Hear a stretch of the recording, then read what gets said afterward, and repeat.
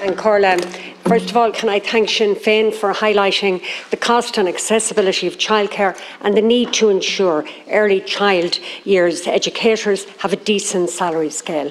But we also need to ensure that particularly the small to medium-sized childcare services run by over 4,000 women across the country are sustainable in the medium to long term, and that is not happening, Minister. Yes, you made a good start in last year's budget, and I'm happy to see that, but there are still massive challenges around cost, accessibility of childcare and recruitment and retention of staff. Minister, last week thousands of childcare providers and their staff sent a strong message outside Leinster House that a very significant number of small to medium providers are currently operated on a barely break-even basis. Some are closing certain parts of their services as they scramble to keep their doors open. Minister, they're in crisis and you know it. Last week you rushed out a press release on the very day the childcare providers were outside Leinster House saying that closures were at a 5-year low,